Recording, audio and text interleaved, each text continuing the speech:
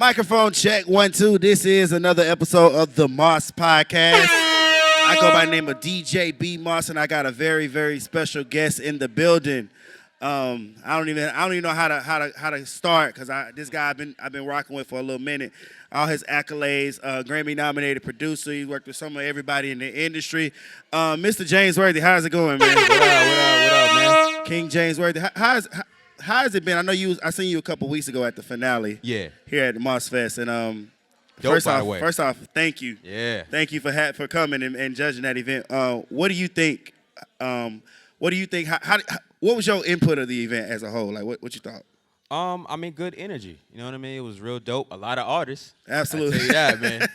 Whole lot of artists, but it was some talented acts in there. I really enjoyed some of the performances. Appreciate that. Thank you. You know, I wish some of the artists were a little bit more professional and hungry in the aspect of, really getting their business together. Right, You know what I mean? But as far as talent goes, it was definitely some dope talent. Absolutely. I appreciate you coming once again, man. For sure. So like you did actually, I think you did one of my Moss Fest a couple years ago, and it's just the growth from seeing me do one event in one weekend into like doing like 5 events in a weekend is just it's crazy. It's just crazy, man. Yeah. I thank you once again for being For there. sure. I appreciate you. A lot of artists wants to get a little bit more insight. That's why I brought you here to this podcast. This is episode 9, by the way, for those who hasn't watching. Yeah, episode 9 of the podcast. Shout out to the YouTube viewership. Shout out to everybody that's watching on YouTube, Facebook.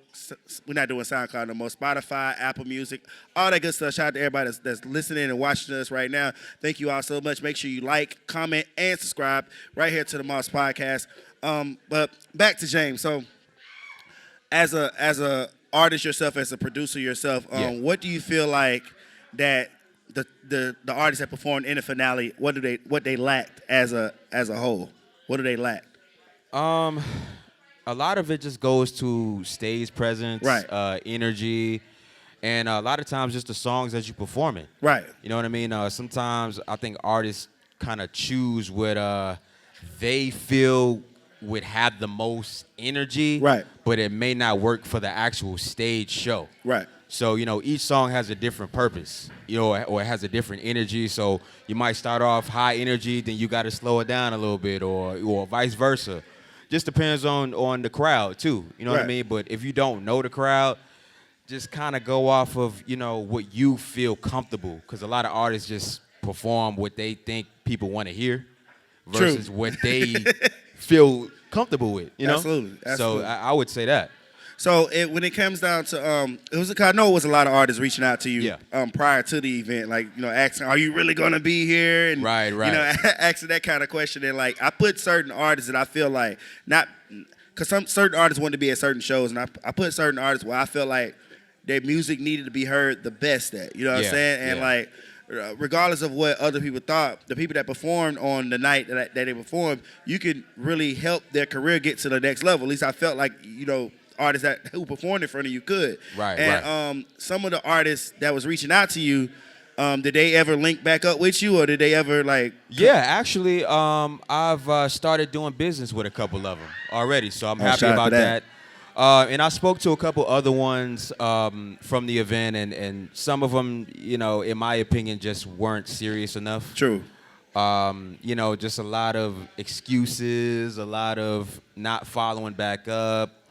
That type of thing, which, I mean, me being honest, man, I just don't have sympathy for that. Right, absolutely. You know what I mean? Everybody has an opportunity. Everybody has, the same resources to reach out and make things happen. You got to make things happen. As a producer yourself, how do you feel like an artist is supposed to reach out to you? Like, what's the proper way? Because you know how people say, "Hey, man, fuck with me" and shit like that. Right. But like, what's the proper way somebody's supposed to reach out to you? I'm very simple to get in contact via email, via social media. I'm not, one of those super hard people to get in contact with. So, I mean, it's as easy as sending my team an email or DMing us. Right. You know what I mean? And we'll respond back to you, if we're interested in working with you. Or if you're serious, explain that. You know what I mean? And we'll go from there. So I see you work with a lot of different people from time. I know it was Truth Hurts back in the day. Oh yeah. Oh, yeah. Who else? I seen Justin Bieber. I know I seen Post Malone. Like, Yeah. what was the most I can't even say most, but most memorable experience you had with someone of the industry? That's hard, man, because it's been tons of artists that have stories that I could tell. Right. Well, how about this? What was your first big break into the industry? First big break that you felt like it was the first big break. Well, you know, that's interesting. I always say that because you know, me being super young, coming in the industry, I got into the industry at 16. Wow. And very young. By 17, I started working with major artists. Mm-hmm. But at that time, I was considered a ghost producer and a ghost writer. So, you know, if anybody doesn't know what that is, that's basically someone who works on a specific project but doesn't get credited. You just get paid a certain flat rate. Oh, so wait a minute. So a ghost, I didn't know they had such things. So they have ghost producers. Ghost producers. So basically, you could be someone who goes into a studio, right? And let's just say a major artist is in that studio. You got a label rep there. Whoever's representing them, they're saying, hey, we need a hook. We need you to co-produce this record with another producer or whatever. You're like, okay, cool, right? And they'll say, hey, we'll pay you X amount of money to do whatever we need you to do on this record. Right. So you're like, okay, cool. But in hindsight, you don't really know that they're just paying you a flat rate. You're not getting credited. You're not getting publishing. You're not getting royalties. So that's what happened to me. So I'm young. I don't know. You just I'm gonna get paid. Yeah, man. you know, I'm in the studio with artists that I know and that I'm fans of. So I'm just happy to be there. I'm happy to be around and be in the mix. So me not knowing, I don't know the business side of things all the way yet. So, you know, long story short, you know, I would get paid for certain things but not credited. So that was the start of a lot of business dealings. So as time went on, of course, you learned about the business. You know what publishing is and points on an album and royalties and percentages and what split sheets are and all that stuff. So that kind of broke me in. So I had the pleasure of working with artists like Paul Wall and Mike Jones and Young Berg, and those were the early artists that I got in with and just kept going from there. Oh, man, that's amazing, man. Shout out to James Worthy. Yeah, man. So, like, as you grown and as you where you are now in your career, like, how important is building relationships and keeping relationships with people that you worked with in the past? Man, that's key. I mean, most of the business is based off of relationships. Absolutely. I mean, it like they say, it's 80% business and 20% music. Mm-hmm. That's still true. Because, you know, I mean, no disrespect to anybody, but there's a lot of mediocre talent that get on. But it's not because of their talent level, it's because of who they know. The relationships. Or the resources. Mm-hmm. You know what I mean? So, I mean, anybody could just get, you know, their foot in the door with whoever they dealing with and get to the bag. You know what I mean? But I always say that's not longevity. That's yeah. You know what I mean? Very true. It's not gonna last you, you know, 5-10 years from now because there isn't long-lasting content or music. You know, it's not something that people can resonate with for the long run. It's true. So that's what I deal with. I don't always put my name and my reputation on any and everything because I really care about the craft. That's true. I remember you said something that I didn't know the other day at the show. You said you have a media company or what? Yeah. Yeah. So explain that. Break that down to me a little bit more so I can understand. Yes. I was like, I wanted to ask you about it, but I was like, you know what? I think it's better to talk about it on the podcast. Break it down to me. Yeah. So it's a fairly new company. I've had the company for about 2 years now. 2 years strong. It's a promotion and marketing company called Humble Sound Music Group. And basically, it's actually a production company and music promotion and marketing company. So we do a lot of things from, promotional campaigns via online advertisement, social media advertisement. We do streaming campaigns. We do graphic design, mixing, mastering services, consulting. I mean, we pretty much a one-stop shop. Right. You know, so, I make it a point to offer that to artists because a lot of times they don't have the direction, and they don't know where to go. They don't know who to contact. And a lot of times these artists get ripped off. That's true. You know what I mean? Because they don't know the knowledge or they don't know the information. People just tell them any and everything. And they feel that, well, X, Y, and Z person said they did this and they did that. And a lot of times that ain't really the case. That's true. You know what I mean? Because people be finessing out here. Oh, yeah, absolutely. Absolutely. So that's our whole thing, man. It's bigger than just the promotion and marketing aspect. Is we give real information. You know what I mean? Like I want to make sure that artists is handling their business right. They got everything registered right. And they're just moving in the right direction. Absolutely. Yeah. That's true. I appreciate you, man. Like artists, the thing about that I feel like with artists nowadays is that there is no artist development. You know what I'm saying? Yeah. It's just nowadays niggas can just upload a song on the internet and blow. You know what I'm saying?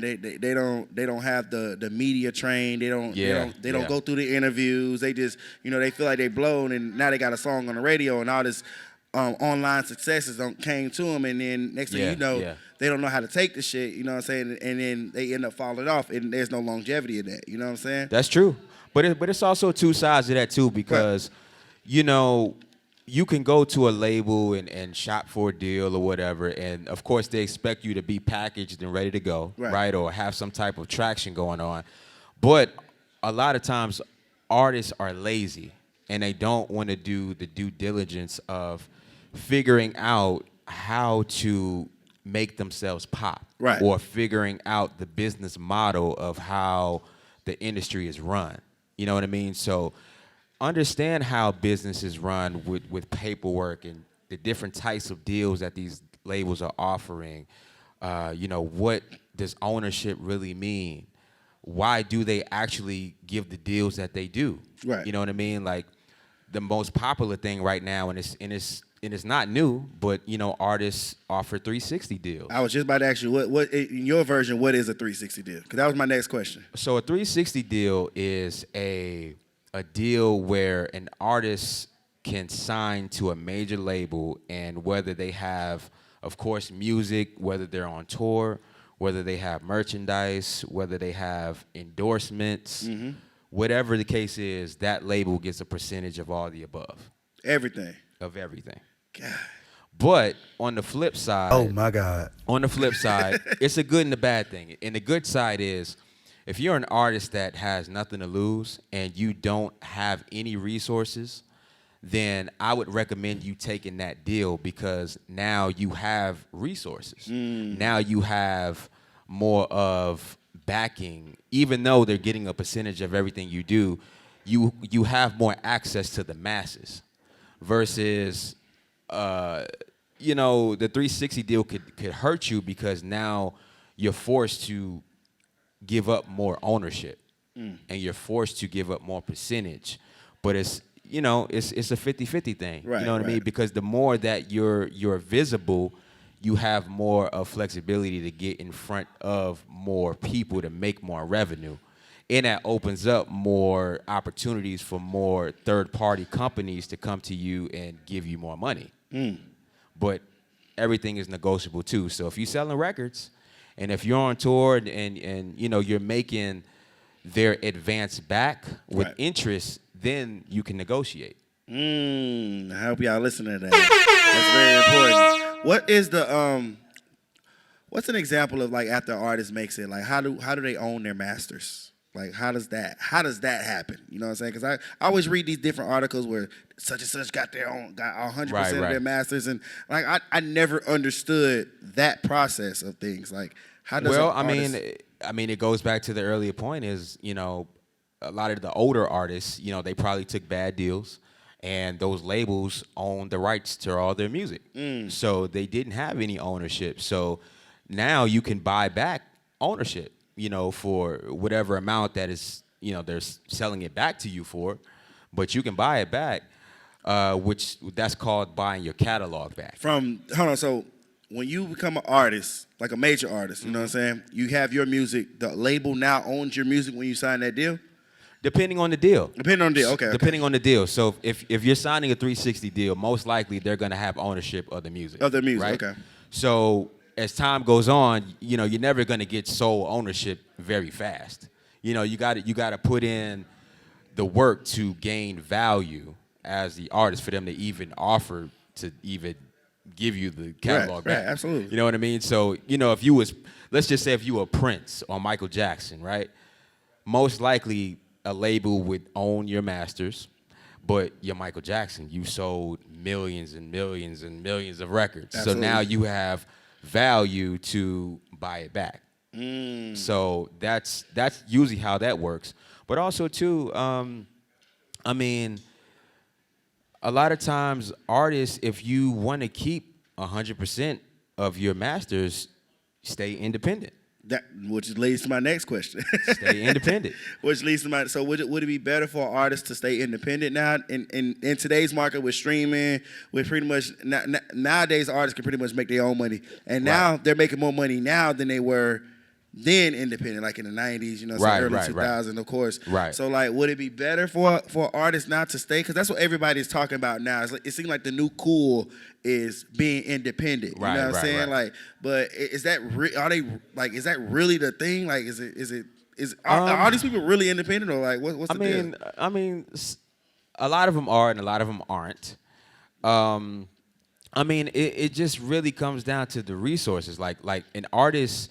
For example, an artist can be signed to an independent label, right, and that label can have a joint venture with a major label. So it really doesn't mean that the artist is signed to a major label, which technically you can classify it as that, but they're not solely signed to the label directly. Right. So they say it's independent. Yeah, so they could say that they're independent, but even if that independent label doesn't have that joint venture with a major artist, and this artist is solely independent, it really just comes down to your relationships with whoever you're dealing with. Because you can still move like a major artist independently. Right. But, you just have to invest a lot more money, a lot more time, and invest in more resources. Right. But you own more ownership that way. Is there anybody in the industry that you want to work with that you haven't worked with yet? Tons of them. I'm a huge Frank Ocean fan. Would love to work with Frank Ocean. Shout out to Frank. There's a new kid by the name of Bazzi. He's signed to Atlantic. I love Bazzi. MIA, love MIA. Sia, Kanye. Tons of them, man. Erykah Badu. Absolutely, man. We still waiting. The list goes on, man. Some shit with Erykah Badu. Golly, man, for real. Absolutely. Well, so it's back on the indie scale, because this is really pretty much like this independent. This podcast is real informative. You know what I'm saying? It's really informative. Pretty much like I built my whole catalog pretty much of just motivating the independent artists, getting the artists to the next level, helping them really where they can't get help in their own city. And like, it's sad to say, I brought over 150 artists to Atlanta last weekend. Right. And most of them don't have a platform in their own city where they can like do things like perform and stuff in. You know what I'm saying? Some of them came from smaller market cities where they don't have that. Yeah. Like, how does an artist that's in a small market city, let's say like for an example, Albuquerque, New Mexico, you know what I'm saying? Like, where they don't have no like what's out there? Nothing, you know what I'm saying? Like, it's crazy. Like, I had an artist on here last week from Albuquerque, New Mexico. So it's like when you think about a smaller market city, how, other than the internet, what are some of the platforms that artists can use to help get their name out in other That's markets? a good question. That's a good question.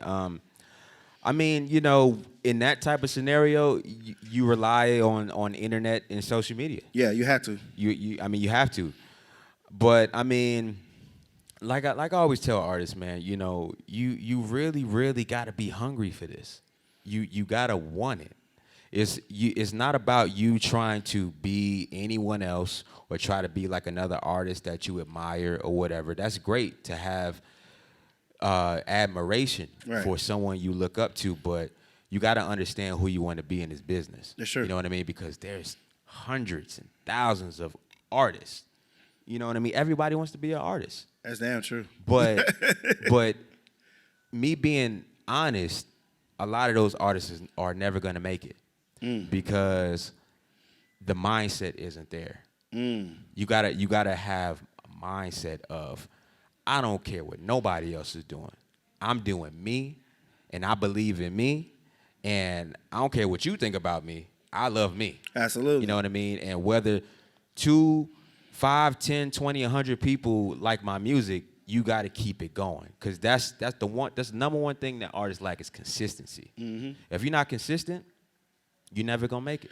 I told somebody last week, I said, man, listen, why don't you stop trying to be so focused on America and try to run ads for your music overseas. Try to go to Europe, you know what I'm saying? Running in London, running in Paris. The Europe UK market is huge. You know what I mean? And I think that a lot of times, you know, these new artists in the US, they don't really think about that side of the world. That's true. But I mean, take it from me, man. I've been overseas a lot, and it's a whole different vibe, a whole different outlook, a whole different appreciation for music. Right.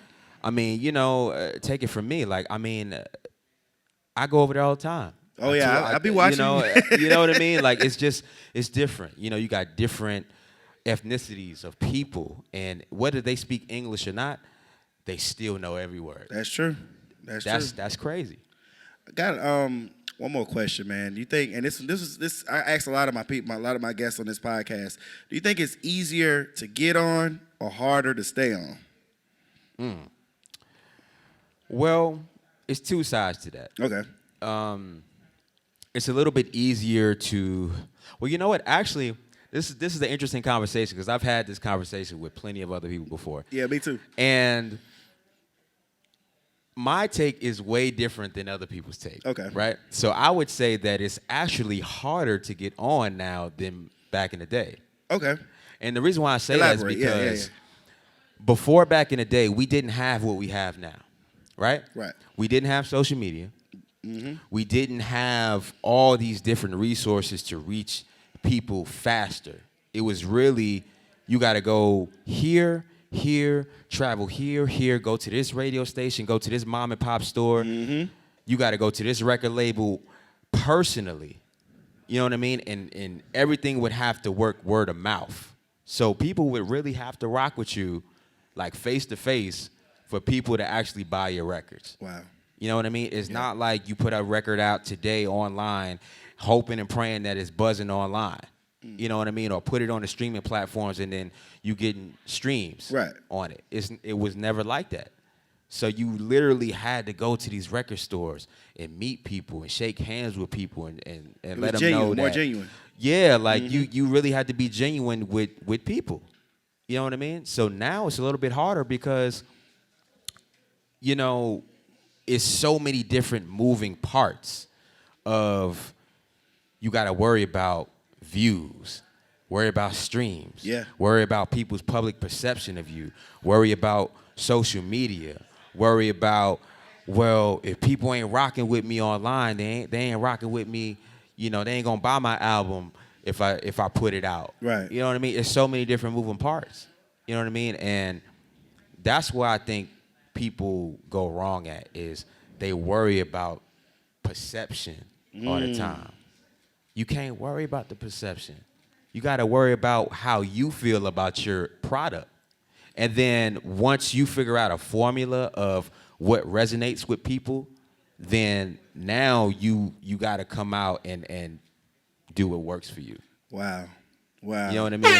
But that goes into figuring out what your audience is, because a lot of artists don't take the time to do that either. Which goes back into artist development, which goes back to what you have with your marketing thing. You have to understand who's watching you, who's listening.